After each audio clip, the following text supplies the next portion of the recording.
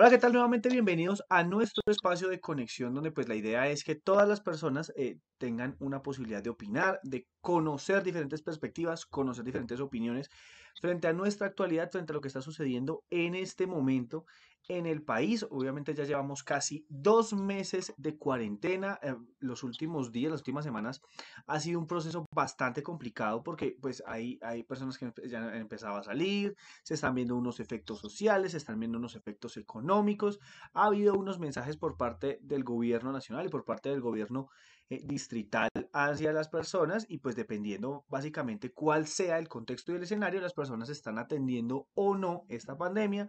Hay bastante información, pero a su vez también hay ese mismo flujo de información ha generado problemáticas, digamos, de confusión. Sin embargo, pues continuamos en este contexto frente al COVID, lo cual no digamos, no le da, digamos, el espacio a que otras cosas no sigan fluyendo. Saludamos hoy a Gabriela Guerrero Riaño, a Diego Rodríguez y hoy contamos con la presencia de una figura política muy importante en el país. Él es Juan Fernando Cristo, el doctor Juan Fernando Cristo. Él fue exministro del Interior y pues tiene una larga trayectoria también como senador de la República. Entonces, doctor Cristo, lo saludamos en este día. Bueno, Nicolás, un saludo muy especial a usted, a los compañeros, a Gabriela, a Diego y a todos quienes ven.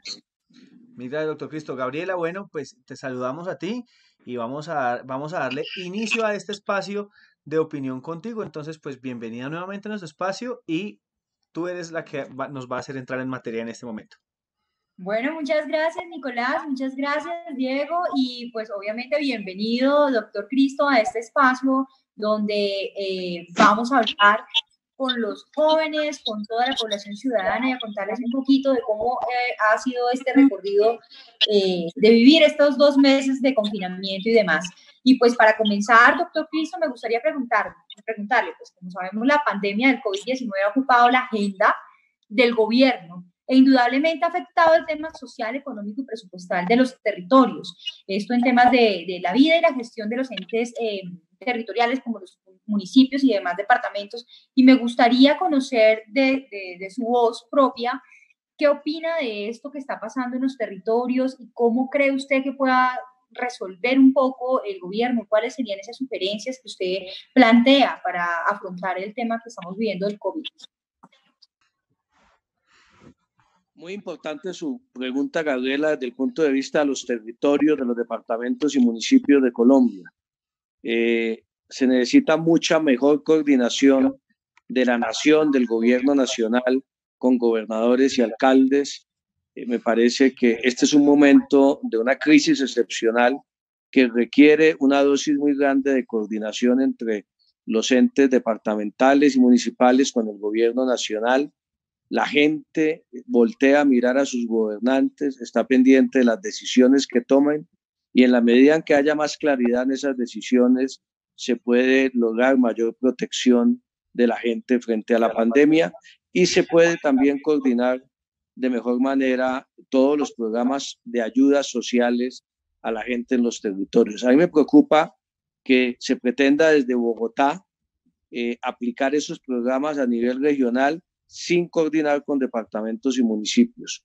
Nosotros hace unos meses conformamos un centro de pensamiento con un grupo de dirigentes, de exministros, de gobernadores, de jóvenes, para pensar en los temas del país y precisamente en esta pandemia hemos abordado varios temas sobre programas de empleo, sobre el tema de la corrupción en el manejo de los recursos en las regiones, sobre los temas medioambientales y ayer enviamos una carta al presidente Duque planteando precisamente la necesidad de adoptar medidas que ayuden a aliviar la situación de crisis fiscal que están viviendo las finanzas de los departamentos y municipios, porque en la medida en que los departamentos y municipios también entren en una situación de quiebra como muchas empresas del país, se van a ver afectados programas sociales, se van a ver afectadas las nóminas de trabajadores, va a crecer el desempleo en los territorios y los habitantes de esos municipios serán los primeros afectados. Por eso,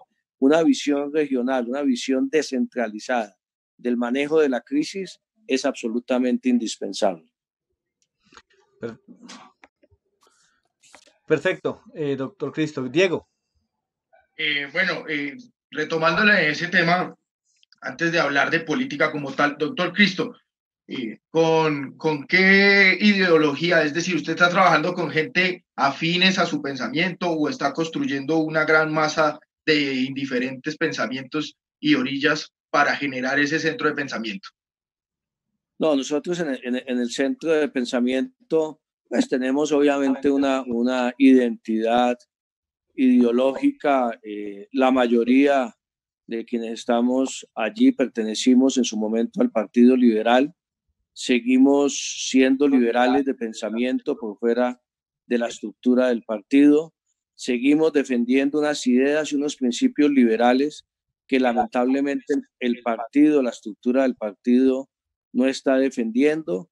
Si se quiere encuadrar de alguna manera ese pensamiento, pues clasificaría dentro de la tradicional socialdemocracia que hemos defendido desde hace mucho tiempo. Allí se encuentran dirigentes como José Antonio Campo, como Mauricio Cabrera, como Amílcar Acosta, como Cecilia López, como Lucho Garzón, el exalcalde de Bogotá, como exministros como Yesid Reyes, en fin, una serie de dirigentes jóvenes también que nos están ayudando, que pertenecieron al Partido Liberal, de las organizaciones de jóvenes, exgobernadores, y es un centro abierto. Obviamente estamos invitando gente de muchos sectores, pero finalmente coincidimos en los aspectos esenciales, en la necesidad de que el país avance en reformas sociales, la necesidad de una mayor intervención del Estado en la búsqueda de mejores condiciones para la gente,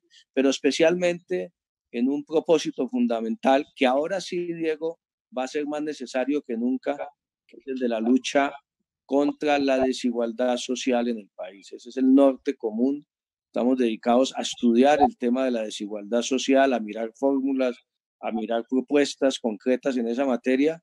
Y si la desigualdad era un problema de Colombia y de Latinoamérica en general antes de la pandemia, después de la pandemia en unos meses, cuando veamos los efectos devastadores de la pandemia sobre la población más vulnerable del país, este tema de la necesidad de una mayor igualdad social en Colombia va a ser absolutamente esencial hacia el futuro.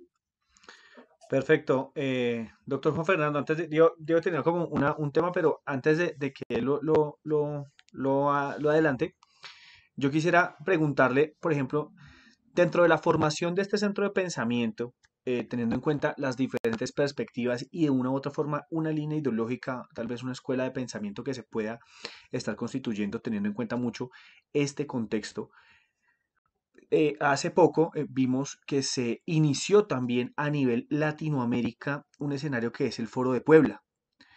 En ese foro, usted ha venido participando con varios dirigentes y exdirigentes dentro de la socialdemocracia, desde lo que comprende México hasta la Patagonia. Básicamente hemos visto muchos personajes. Entonces, en ese orden de ideas, ese foro de Puebla, ¿cómo puede de alguna manera aportar a una construcción de lo que debe ser Colombia en un escenario de post-COVID con el contexto que se está planteando, pues teniendo en cuenta muchos aspectos, por ejemplo, como digamos, las diferencias culturales que existen entre los pueblos de Latinoamérica? Si bien es cierto, conservamos algunas líneas temáticas y culturales similares, hay otras formas en cuanto a la administración pública, la normatividad y las cosmovisiones políticas en cómo nos estamos, digamos, eh, nuevamente acomodando esa realidad. Entonces, desde el centro de pensamiento, cómo se influye, por ejemplo, el tema del Foro de Puebla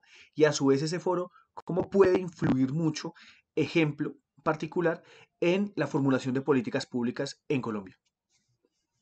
Bueno, mire, en primer lugar, el Foro de Puebla es un grupo de expresidentes fundamentalmente vienen liderando la conformación de ese foro de Puebla. Ya habían hecho una primera reunión presencial precisamente en Puebla, en México. Tenían previsto hacer una reunión en Santa Marta el pasado 8 de mayo, a la cual estábamos invitados muchos, que no se pudo hacer obviamente por la pandemia, y decidieron hacer esta reunión virtual. Fue muy interesante la discusión que se dio el viernes anterior, pero nosotros tenemos allí con el pensamiento del Foro de Puebla coincidencias y diferencias, ¿eh?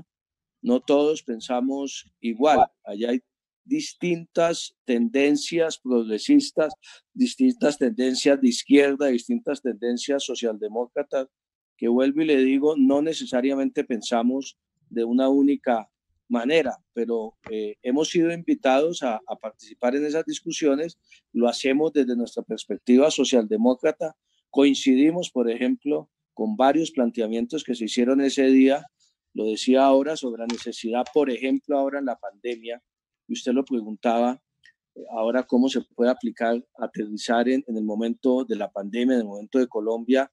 Yo creo que es evidente que necesariamente se viene una reforma a la salud en Colombia. Yo creo que ha quedado evidente las falencias que tiene nuestro sistema de salud. Afortunadamente, la cuarentena y el aislamiento ha mantenido al país en unos niveles de contagio y de muertes que todos son lamentables, pero que hasta el momento son manejables. Pero ha quedado evidente que nos falta mayor prevención, mayor intervención del Estado en la salud, una mejor situación de la red pública hospitalaria del país. Y eso solo se hace con una mayor intervención del Estado, por ejemplo, en la prestación del servicio de salud. Coincidimos también en la necesidad que después de la pandemia nos tomemos en serio el tema del cambio climático. Hemos llamado que el plan de reactivación económica que tenga Colombia tiene que ser un plan enverdecido de alguna manera, es decir, con unas políticas de sostenibilidad ambiental que son absolutamente necesarias hacia el futuro. Coincidimos también, obviamente, en la necesidad en general de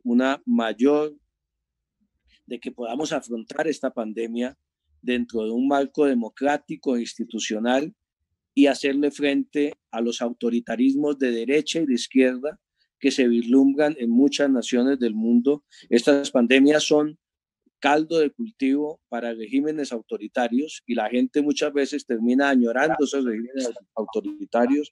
Quien ordene, quien mande, quien diga qué tenga que hacer. Ahí tenemos que ser muy cuidadosos en esa materia. Luego, hay coincidencias con Puebla, pero también tenemos diferencias. Por ejemplo, en la declaración que el Grupo de Puebla expidió, que nosotros desde líderes y desde el Movimiento en Marcha no suscribimos, se planteaba, por ejemplo, la necesidad de una moratoria de la deuda externa colombiana. No consideramos que Colombia deba transitar ese camino, como usted lo dice, que otros países latinoamericanos han transitado, porque tenemos diferencias también en el manejo macroeconómico con esas naciones. Se planteaba, por ejemplo, una solidaridad bastante grande con Venezuela en las actuales circunstancias, pero para nosotros, claro que es importante la no injerencia y la no intervención extranjera en los asuntos de Venezuela, pero es igualmente importante que nos comprometamos todos a presionar a fondo el restablecimiento de la democracia en Venezuela y la convocatoria de unas elecciones libres y transparentes. Luego allá hay coincidencias y diferencias y ahí nos encontramos muchos sectores que hacia el futuro tendremos que seguir discutiendo y debatiendo en torno al futuro de Colombia. Perfecto. Gabriela. Pues bastante interesante ese tema porque lo que se viene para Colombia es un reto muy grande. Y yo tenía una pregunta con respecto al tema del proceso de paz, pero quiero antes de, como para terminar este tema político, me gustaría hablar sobre los retos que tiene Colombia a nivel internacional en el post-COVID. Esos retos también que están marcados por una agenda de desarrollo sostenible de los objetivos 2030, que la verdad son inalcanzables y más ahora que la cooperación internacional también entra en crisis. ¿Cómo han venido ustedes trabajando también en estos foros, en estos grupos de pensamiento donde los intelectuales también se replantean, se reinventan estos cambios que vienen para el mundo? Una pregunta, ¿cómo ve usted la imagen de Colombia a nivel internacional? ¿Cómo lo ha percibido? Y dos, ¿cuáles son esos retos que vienen post-COVID para Colombia a nivel internacional? Pues es que lo que pase en el mundo después del post-COVID va a ser muy interesante en materia de política internacional. Va a haber, va a haber, van a estar en tensión dos posiciones totalmente distintas. En muchas naciones del mundo, empezando por Estados Unidos con el presidente Trump, van a querer ahondar en su aislacionismo, en cerrar fronteras, en enconcharse las mismas naciones, en limitar las migraciones, en fin, en que cada nación, digamos, Gabriela, para decirlo una frase sencilla, en el sálvese quien pueda, que cada país pueda, haga lo que pueda y pueda salvar a su gente, tanto desde el punto de vista de la salud pública como desde el punto de vista de social y económico.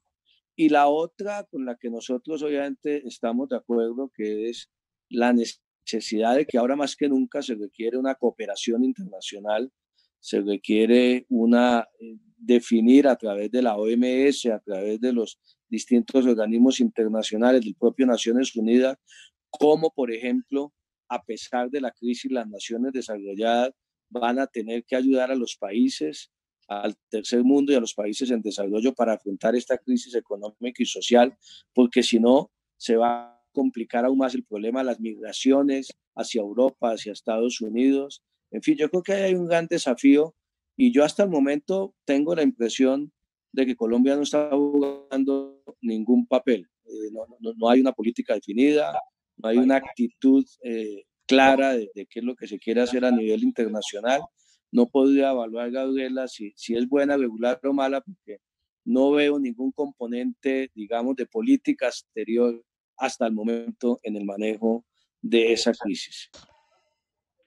Bueno, doctor Cristo, yo no quiero desaprovechar la oportunidad, lo tengo aquí, uno no sabe cuándo se presenten estas oportunidades. ¿Usted me ve bien? O sea, ¿usted ve bien esto que tengo acá? Sí. Sí. Son dos preguntas en una. ¿Usted qué opina que César Gaviria esté usando uno igual de estos para aferrarse al Partido Liberal, para cerrar y trancar por dentro, con él adentro y nosotros afuera, los ciudadanos? Y segundo, ¿qué le duele más a usted, el Partido Liberal o el liberalismo en Colombia? Bueno, son muy buenas preguntas las dos, Diego. Mire, la verdad es que a su primera pregunta, a mí ya el tema de César Gaviria me parece que es un tema patético ya, que no le interesa a los colombianos en general. Nosotros tomamos una decisión de salir del Partido Liberal. Lamentablemente, el partido carece de la transparencia y la coherencia que cualquier colectividad política necesitaría hoy en Colombia para tener credibilidad en la ciudadanía. Por eso nos salimos también para defender esos principios liberales en la calle. El Partido Liberal hoy no existe para el país, hoy no existe para la opinión pública y obviamente es lamentable, pero allá ya se quedó el Partido Liberal, que ellos resuelvan qué hacen con Gaviria o Gaviria qué hace con ellos. Es muy singular que ahora a propósito de la pandemia, fuera de eso, no quieran hacer convención, etcétera, etcétera, pero ya es una situación interna de lo que está pasando en el Partido Liberal. Nosotros tomamos una decisión irreversible de salir a construir opciones políticas distintas que interpreten de manera mucho más clara a la ciudadanía, al ciudadano de a pie, alejada de un club de parlamentarios, que es lo que se volvió el Partido Liberal, y en general los distintos partidos en Colombia. Luego, me parece que la opinión pues no puede ser nada distinto a que es lamentable y triste la suerte y el destino del Partido Liberal en manos de César Gaviria. Y obviamente me duele mucho más y me preocupa mucho más el pensamiento liberal en Colombia que el Partido Liberal, ¿no? El dolor por el Partido Liberal, Diego, el luto, el duelo, ya lo hice desde hace ya un buen tiempo, ¿eh? Y ya no, ya ese luto pasó. Hoy en día estoy mucho más entusiasmado por defender las ideas liberales en la calle, por defender el pensamiento verdadera y auténticamente liberal en los distintos escenarios de debate, porque lo que nosotros estamos construyendo, que es el nuevo movimiento en marcha, haga parte de una gran coalición de centro-izquierda que interprete mejor la realidad colombiana hoy hacia el futuro, tanto para las elecciones de Congreso como para las elecciones presidenciales del año 2022. Y en eso estamos aplicados, en defender ese pensamiento liberal dentro de una gran coalición de centro-izquierda y no en la disputa mecánica de si César Gaviria se queda o no en la jefatura del Partido Liberal, que la verdad, Diego, especialmente a los jóvenes como ustedes, yo creo que ya no les interesa para nada. Yo creo que hay muchos más escenarios para hacer política por fuera de la casa del Partido Liberal que en el Partido Liberal. Bueno, doctor Cristo, frente a esas dos respuestas, usted abre un escenario interesante, bueno, varios escenarios interesantes teniendo no lo quiero pisar, Nico. Esa es una buena invitación, doctor Cristo. Bueno, bien, Diego, está cordialmente invitado. Ahí, de hecho, hay dos cosas. Básicamente, uno entiende que la institucionalidad del partido, pues, de alguna forma, pues, es simplemente el sustento histórico y el papel, pero el ejercicio de las ideas y el ejercicio electoral, incluso de la democracia, es muy liberal por fuera del mismo partido, del logotipo y del color. Y pues uno puede, de alguna manera, interpretar, y a esto quiero enfocar mi pregunta, interpretar que el liberalismo ha estado presente en algunos procesos actuales, por ejemplo, en el caso de Bogotá, Luis Ernesto Gómez viene de la cuna liberal, sale como una propuesta alternativa y entra a una coalición por la alcaldía de Bogotá. En este momento, pues Claudia López está adelantando algo bastante, digamos, un reto y ha tenido sus buenas salidas, hay otros que critican muchos escenarios de ella, pero teniendo en cuenta ese tipo de pensamiento, ese tipo de nuevas nociones en función de la política, hay dos preguntas pequeñas. Uno, ¿cómo interpreta usted que puede ser ese papel de esas nuevas alternativas para para inferir, perdón, o interferir o, o influenciar, es la palabra, en las acciones de gobierno? Y por otro lado, ¿cómo ve usted ese papel de la alcaldesa Claudia López para enfrentar esta situación en Bogotá? Bueno, mire, el gobierno de Claudia López en Bogotá es un gobierno liberal, liberal de ideas, es un gobierno auténticamente liberal. Por eso nosotros en el movimiento En Marcha, con Lucho Garzón, con Guillermo Rivera, el propio Luis Ernesto, que tuvo esa expresión del movimiento activistas que había venido trabajando también con nosotros, decidimos respaldar la candidatura de Claudia López porque entre las distintas opciones que había en Bogotá en ese momento, la candidatura que realmente interpretaba el pensamiento del liberal en Colombia, pensamiento liberal, socialdemócrata, era precisamente la candidatura de Claudia López en materia de defensa de derechos y libertades, en materia de inclusión social, en materia de posiciones frente a las libertades individuales de los ciudadanos. En fin, era en materia obviamente de defensa de la paz y del acuerdo de paz. Coincidíamos plenamente, por eso nosotros estamos respaldando no solamente la candidatura, sino la administración de Claudia López en Bogotá, la forma como está gobernando a la ciudad nos gusta, nos parece que lo está haciendo bien, el enfoque del plan de desarrollo que en este momento se está discutiendo en el Consejo también, digamos, compartimos muchas de las acciones que está adelantando la alcaldía de Bogotá y allí terminamos confluyendo, Nicolás, muchos sectores políticos diversos, vuelvo y digo, de centro izquierda, que tenemos coincidencias, pero que también tenemos matices y diferencias, que es lo que habrá que mirar hacia el futuro. Ahora bien, en el tema de la pandemia, que Claudia Ordinaria ha mostrado liderazgo, ha comunicado bien, ha demostrado carácter, ha tomado sus decisiones independientes y autónomas nacional, pero también que es muy importante. En fin, yo creo que la actuación de Claudia López en esta pandemia, yo creo que ha sido digna de elogiar y ha permitido de alguna manera que el coronavirus no haya tenido hasta el momento más impacto del que ha tenido en la salud de los bogotanos. Perfecto, doctor Cristo. Bueno, antes de terminar, pues yo quiero dar la palabra a Gabriela, porque sé que ella tenía una pregunta que no ha podido hacer. Entonces, quiero darle ese espacio a ella para que cierre con esa pregunta, pues porque, digamos, la tenemos preparada. Entonces, Gaby, cuéntanos esa pregunta que tienes para el doctor Cristo. Bueno, pues no me voy a quedar con las ganas de preguntar algo que muchos ciudadanos hemos trabajado durante mucho tiempo y es buscar esa reconciliación y esa paz que tanto necesitamos para cambiar esa estructura de la cultura de la violencia que años hemos vivido. Yo sé que pues el doctor Cristo fue directamente una víctima de este conflicto interno armado que hemos vivido, ya que su papá fue asesinado por el ELN. Yo quiero preguntarle, bajo esos pilares de la ley de víctimas, de buscar esa reparación, esa verdad, esa reconciliación, esa no repetición que tanto anhelamos los colombianos. ¿Usted cómo ve en estos momentos el tema del proceso de paz? ¿Cómo ve todo lo que se está gestando alrededor del tema de la paz en Colombia? Bueno, mire, Gabriela, lo veo, yo sigo siendo optimista. Digamos, sin duda alguna, la victoria de Iván Duque en el 2018 fue un golpe muy fuerte contra el anhelo de paz de los colombianos. Para nadie es un secreto que la campaña de Duque y del Centro Democrático fue construida sobre la promesa a los colombianos de hacer trizas el acuerdo de paz.